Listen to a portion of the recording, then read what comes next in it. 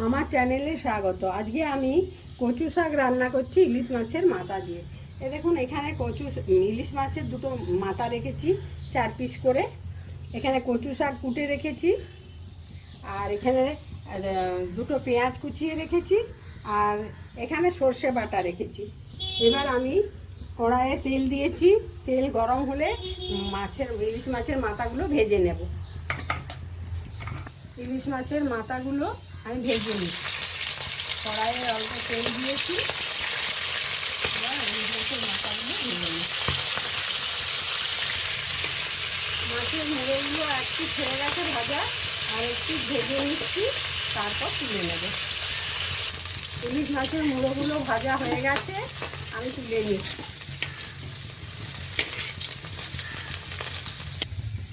এবার কড়াইয়ে তেল দেওয়া আছে, আর একটা তেজপাতা ছিঁড়ে 2 টুকরো করে দিয়েছি, আর একটু গোটা জিরে ফোড়ন দিচ্ছি।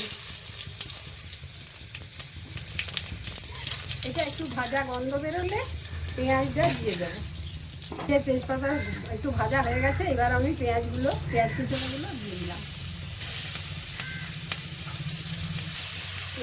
পেঁয়াজটা একটু ভেজে নেব, অল্প একটু হালকা লাল হলে কচু শাকটা ওর মধ্যে দিয়ে দেবো সেদ্ধ করতে।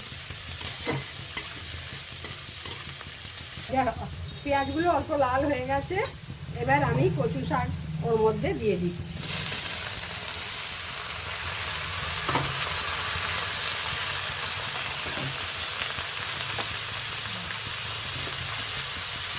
কচু শাকগুলো দিয়ে দিয়েছি, সেদ্ধ হতে পরিমাণ মতো নুন দিচ্ছি, 1/2 চামচ হলুদ গুঁড়ো, 1/2 চামচ জিরে গুঁড়ো, আর লঙ্কা গুঁড়ো অল্প দিয়ে দিচ্ছি। দিয়ে আমি কচু শাকগুলো সেদ্ধ করতে দিচ্ছি। বাটিটায় অল্প জল দিয়ে ওর মধ্যে দিয়ে দিলাম।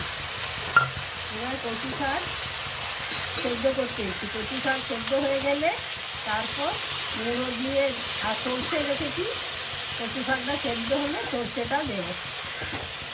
বাকি মশলা দিয়ে দিলাম, দিয়ে সেদ্ধ করতে দিলাম। এবার আমি গ্যাসের আগুনটা কমিয়ে আর চাপা দিয়ে দিচ্ছি। কচু শাকগুলো সেদ্ধ হতে দিলাম, মাঝে মাঝে চাপা খুলে নাড়বো।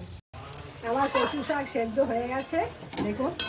এবার আমি মাছের মাথাগুলো দিয়ে দেবো।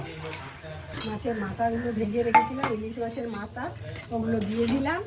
এবার একটু নেড়ে, আর সর্ষেটা রেখেছি এখানে, সর্ষেটা দিয়ে দিচ্ছি।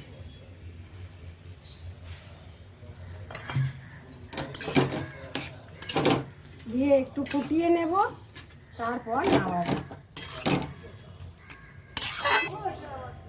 2 মিনিট ফুটিয়ে নেব, তারপর নামিয়ে নেব। আমার কচু শাক ইলিশ মাছের মাথা দিয়ে রান্না করা হয়ে গেছে। এবার আমি গ্যাস বন্ধ করে দিচ্ছি।